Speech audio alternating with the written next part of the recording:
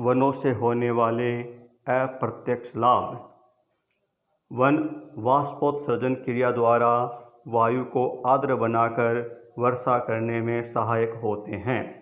One जलवायु को सम बनाते हैं और अधिक वर्षा में सहायक होते हैं। वनों से जल रुककर धीमी गति से बहता है, जिससे भूमि अपरदन की और बाढ़ का प्रकोप कम हो जाता है। वन पवन के मार्ग में अवरोध उत्पन्न कर आंधी तूफान की प्रचंडता और मरुस्थल के प्रसार को रोकते हैं। वन भूजल स्तर को ऊंचा उठाते हैं। वनों के भूमि में दब जाने से दीर्घकाल में खनिज कोयले का निर्माण होता है।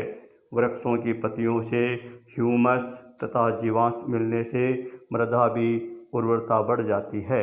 वन जैविक संतुलन, सौंदर्य एवं उत्तम स्वास्थ्य के प्रतीक होते हैं। वन वायु व ध्वनि प्रदूषण को रोकते हैं। वृक्ष वायुमंडल की कार्बन डाइऑक्साइड को भोजन के रूप में ग्रहण कर शुद्ध ऑक्सीजन छोड़ते हैं। वन हरित गृह प्रभाव को रोकते हैं। मत्स्य बंदरगाह।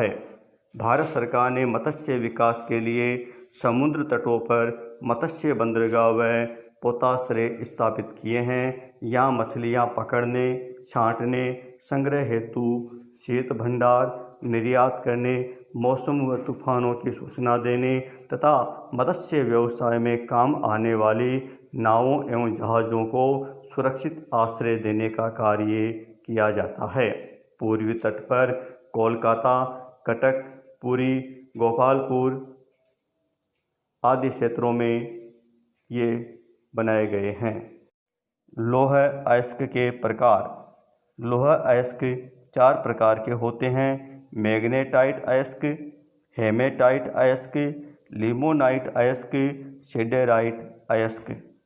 गहन निर्वहन कृषि। भारत के विशाल मैदान तथा तटीय मैदानों में ये कृषि की जाती है। पर्याप्त वर्षा वाले क्षेत्रों में चावल व कम वर्षा वाले क्षेत्रों में गेहूं प्रमुख फसलों के रूप में बोई जाती है। इस प्रकार की कृषि में मानव श्रम का प्रयोग अधिक होता है। अब मशीनों का प्रयोग बढ़ रहा है। गहन निर्वहन कृषि में फसल आवर्तन भी किया जाता है।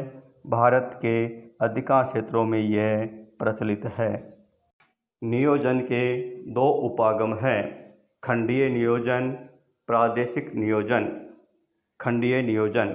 खंडीय नियोजन का अर्थ है अर्थव्यवस्था के विभिन्न सेक्टरों जैसे कृषि, सिंचाई, उद्योग, ऊर्जा, निर्माण, परिवहन, संचार, सामाजिक अवसंरचना व सेवाओं के लिए कार्यक्रम तैयार कर उन्हें कार्यान्वित करना।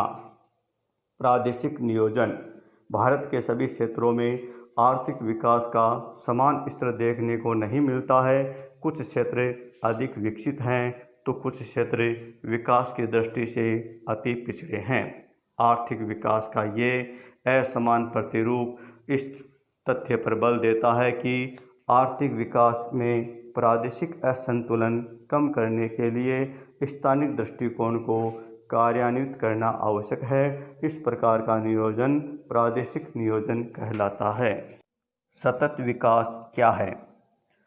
सतत विकास विकास की वह सुनिश्चित पद्धति है जिसमें संसाधनों का युक्ति युक्त और भावी पीढ़ी के लिए पर्याप्त संरचनात्मक उपाय अपनाते हुए प्रयोग ही सतत विकास कहलाता है।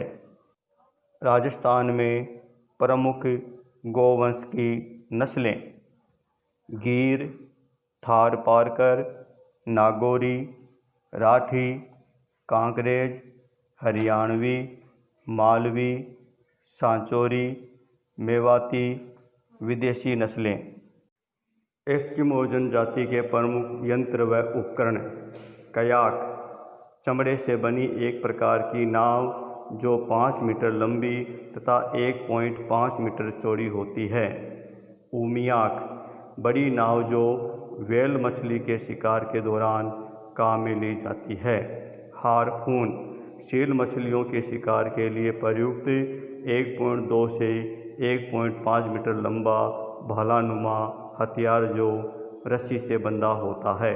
स्लेज बर्फ़ पर चलने वाली पहियाविहीन गाड़ी जिसे कुत्ते या रेनडियर खींचते हैं। ग्रामीण अधिवास के प्रतिरूप: रेखीय प्रतिरूप, तीर प्रतिरूप, त्रिभुजाकार प्रतिरूप, आयताकार या चौकपट्टी प्रतिरूप, अरीय त्रिज्या प्रतिरूप, वृत्ताकार प्रतिरूप, तारा प्रतिरूप, अनियमित प्रतिरूप, सीढ़ीनुमा प्रतिरूप, पंखा प्रतिरूप, मधुछता प्रतिरूप आदि होते हैं। नगरीय बस्तियों के प्रकार: नगर, सनगर, शहर, विश्वनगरी, मिलियन सिटी, मेगा सिटी।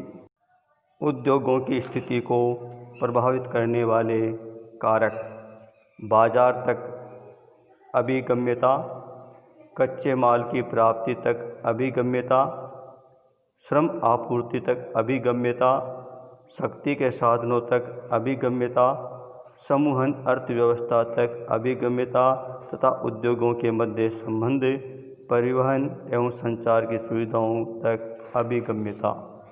सरकारी नीति: विनिर्माण उद्योग: विनिर्माण का शाब्दिक अर्थ हाथ से बनाना है, फिर भी इसमें यंत्रों द्वारा बनाया गया सामान भी शामिल किया जाता है। ये एक अति आवश्यक प्रक्रिया है जिसमें कच्चे माल को स्थानीय या दूरस्थ बाजार में बेचने के लिए ऊंचे मूल्य के तैयार माल में परिवर्तित कर दिया जाता है। वैचारिक दृष्टिकोण से उद्योग एक निर्माण इकाई होती है जिसकी भौगोलिक स्थिति अलग होती है एवं प्रबंधन तंत्र के अंतर्गत लेखा बही एवं रिकॉर्ड का रखरखाव किया जाता है। जब कोई इस्पात और रसायन उद्योग शब्दावली का प्रयोग करता है तब उसके मस्तिष्क में कारखाने एवं कारखानों में होने वाली विभिन्न प्रकार प्रक्रियाओं का विचार पैदा होता है, लेकिन अनेक गौण क्रियाएं भी हैं जो कारखानों में संपन्न नहीं होती है, जैसे मनोरंजन उद्योग या पर्यटन उद्योग। हरित गृह प्रभाव: सामान्यतः कार्बन डाइऑक्साइड सूर्य की किरणों को पृथ्वी पर पहुंचने देती है तथा पृथ्वी से ऊष्मा को बाहर भी निकलने देती है, लेकिन ये गैस अधिक मात्रा में होने पर एक मोटा आवरण बना देती है तथा पृथ्वी के वापस लौटने वाली ऊष्मा को रोकने लगती है। इसलिए पृथ्वी के इस क्षेत्र का तापमान बढ़ जाता है। इसे हरित गृह प्रभाव कहते हैं। हरित गृह प्रभाव के कारण औद्योगिकीकरण, वनों का विनाश, जीवाश्म ईंधन, रेफ्रिजरेटर तथा एयर कंडीशनर्स का प्रयोग।